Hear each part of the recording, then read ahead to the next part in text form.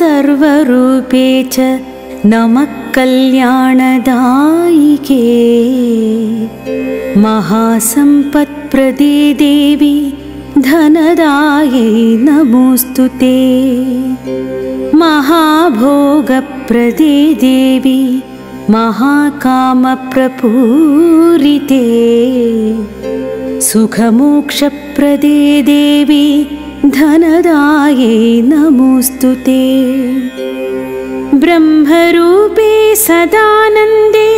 सदानन्दस्वरूपिणी द्रुतसिद्धिप्रदे देवी धनदायै नमोऽस्तुते उद्यत्सूर्यप्रकाशाभे उद्यदादित्यमण्डले शिवतत्त्वप्रदे देवी धनदायै नमोऽस्तुते विष्णुरूपे विष्णुनुते विश्वपालनकारिणी महासत्त्वगुणिकान्ते धनदायै नमोऽस्तुते शिवरूपे शिवानन्दे कारणानन्दविग्रहे विश्वसंहाररूपे च धनदायै नमोऽस्तुते पञ्चतत्त्वस्वरूपे च पञ्चाचार सदारते साधकाभीष्टदे देवी धनदायै नमोऽस्तुते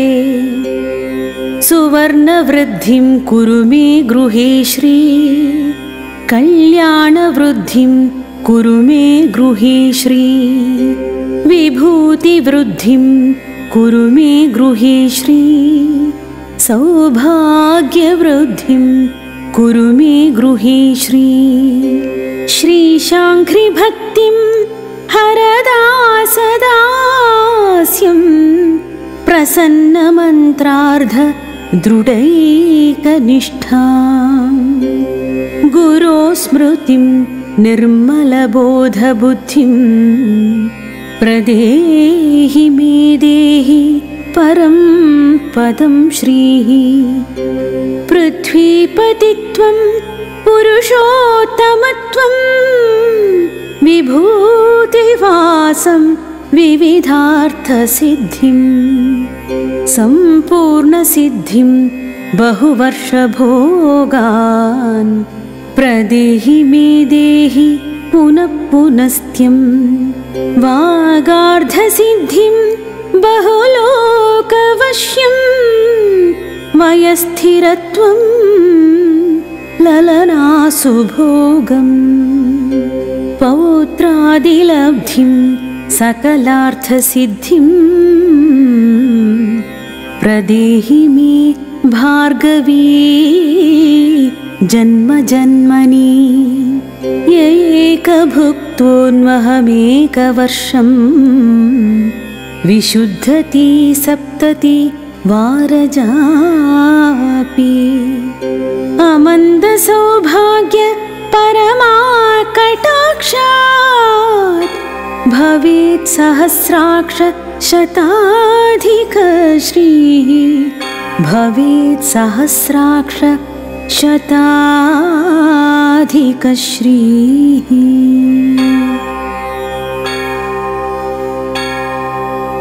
नमः सर्वरूपे च नमः कल्याणदायिके महासम्पत्प्रदे देवी धनदायै नमोऽस्तुते महाभोगप्रदे देवी महाकामप्रपूरिते सुखमोक्षप्रदे देवी धनदायै नमोऽस्तुते ब्रह्मरूपे सदानन्दे सदानन्दस्वरूपिणी द्रुतसिद्धिप्रदे देवी धनदायै नमोऽस्तुते उद्यत्सूर्यप्रकाशाभे उद्यदादित्यमण्डले शिवतत्त्व महासत्त्वप्रदे देवी धनदायै नमोऽस्तु ते। विष्णुरूपे विष्णुनुते विश्वपालनकारिणी महासत्त्वगुणिकान्ते धनदायै नमोऽस्तु ते। शिवरूपे शिवानन्दे कारणानन्दविग्रहे विश्वसंहाररूपे च धनदायै नमोऽस्तु ते। पञ्चतत्त्वस्वरूपे च पञ्चाचार सदारते साधकाभीष्टदे देवी धनदायै नमोऽस्तु ते। सुवर्णवृद्धिं कुरु मे गृहे श्री कल्याणवृद्धिं कुरु मे गृहे श्री विभूतिवृद्धिं कुरु मे गृहे श्री सौभाग्यवृद्धिं कुरु मे गृहे श्री श्रीशाङ्घ्रिभक्तिं हरदा सदास्यं प्रसन्नमन्त्रार्ध दृढैकनिष्ठां गुरो स्मृतिं निर्मलबोधबुद्धिं प्रदेहि मे देहि परं पदं श्रीः। पृथ्वीपतित्वं पुरुषोत्तमत्वं विभूतिवासं विविधार्थसिद्धिं सम्पूर्णसिद्धिं बहुवर्षभोगान् प्रदेहि मे देहि पुनः पुनस्त्यं वागार्धसिद्धिं बहुलोकवश्यं वयस्थिरत्वं ललनासुभोगं पौत्रादिलब्धिं सकलार्थसिद्धिं प्रदेहि मे भार्गवी जन्मजन्मनि एकभुक्तोऽन्वहमेकवर्षं विशुद्धति सप्तति वारजापि अमन्दसौभाग्य परमाकटाक्षात् भवेत् सहस्राक्ष शताधिकश्रीः भवेत् सहस्राक्ष शताधिकश्रीः।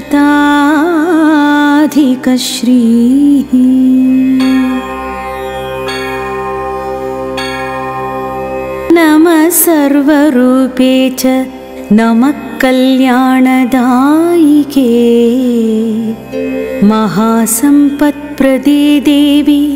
धनदायै नमोऽस्तु ते। महाभोगप्रदे देवी महाकामप्रपूरिते सुखमोक्षप्रदे देवी धनदायै नमोऽस्तु ते। ब्रह्मरूपे सदानन्दे सदानन्दस्वरूपिणी द्रुतसिद्धिप्रदे देवी धनदायै नमोऽस्तु ते। उद्यत्सूर्यप्रकाशाभे उद्यदादित्यमण्डले शिवतत्त्वप्रदे देवी धनदायै नमोऽस्तु ते। विष्णुरूपे विष्णुनुते विश्वपालनकारिणी महासत्त्वगुणिकान्ते धनदायै नमोऽस्तु ते। शिवरूपे शिवानन्दे कारणानन्दविग्रहे विश्वसंहाररूपे च धनदायै नमोऽस्तु ते। पञ्चतत्त्वस्वरूपे च पञ्चाचार सदारते साधकाभीष्टदे देवी धनदायै नमोऽस्तु ते। सुवर्णवृद्धिं कुरु मे गृहे श्री कल्याणवृद्धिं कुरु मे गृहे श्री विभूतिवृद्धिं कुरु मे गृहे श्री सौभाग्यवृद्धिं कुरु मे गृहे श्री श्रीशाङ्घ्रिभक्तिं हरदा सदास्यं प्रसन्नमन्त्रार्ध दृढैकनिष्ठां गुरो स्मृतिं निर्मलबोधबुद्धिं प्रदेहि मे देहि परं पदं श्रीः पृथ्वीपतित्वं पुरुषोत्तमत्वं विभूतिवासं विविधार्थसिद्धिं सम्पूर्णसिद्धिं बहुवर्षभोगान् प्रदेहि मे देहि पुनः पुनस्त्यं वागार्धसिद्धिं बहुलोकवश्यं वयस्थिरत्वं ललनासुभोगम् पौत्रादिलब्धिं सकलार्थसिद्धिं प्रदेहि मे भार्गवी जन्मजन्मनि एकभुक्तोऽन्वहमेकवर्षं विशुद्धति सप्तति वारजापि अमन्दसौभाग्य परमाकटाक्षात् भवेत् सहस्राक्ष शताधिकश्रीः भवेत् सहस्राक्ष शताधिकश्रीः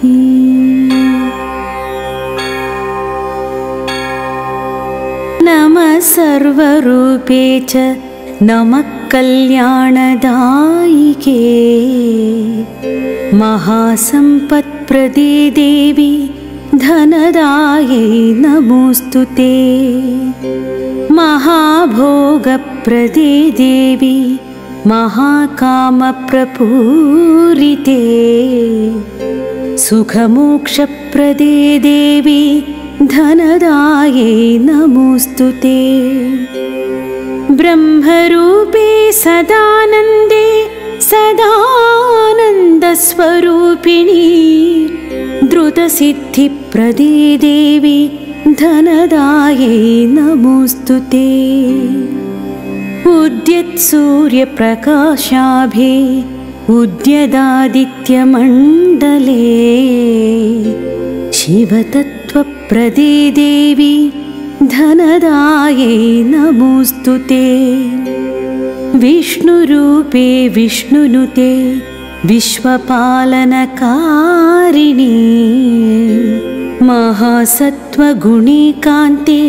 धनदायै नमोऽस्तु ते शिवरूपे शिवानन्दे कारणानन्दविग्रहे विश्वसंहाररूपे च धनदायै नमोऽस्तु ते पञ्चतत्त्वस्वरूपे च पञ्चाचार सदारते साधकाभीष्टदे देवी धनदायै नमोऽस्तु ते सुवर्णवृद्धिं कुरु मे गृहे श्री कल्याणवृद्धिं कुरु मे गृहे श्री विभूतिवृद्धिं कुरु मे गृहे श्री सौभाग्यवृद्धिं कुरु मे गृहे श्री श्रीशाङ्घ्रिभक्तिं हरदा सदास्यं प्रसन्नमन्त्रार्ध दृढैकनिष्ठां गुरो स्मृतिं निर्मलबोधबुद्धिं प्रदेहि मे देहि परं पदं श्रीः पृथ्वीपतित्वं पुरुषोत्तमत्वं विभूतिवासं विविधार्थसिद्धिं सम्पूर्णसिद्धिं बहुवर्षभोगान् प्रदेहि मे देहि पुनः पुनस्त्यं वागार्धसिद्धिं बहुलोकवश्यं वयस्थिरत्वं ललनासुभोगम् पौत्रादिलब्धिं सकलार्थसिद्धिं प्रदेहि मे भार्गवी जन्म जन्मनि एकभुक्तोऽन्वहमेकवर्षं विशुद्धति सप्तति वारजापि अमन्दसौभाग्य परमाकटाक्षात् भवेत् सहस्राक्ष शताधिकश्रीः भवेत् सहस्राक्ष शताधिकश्रीः।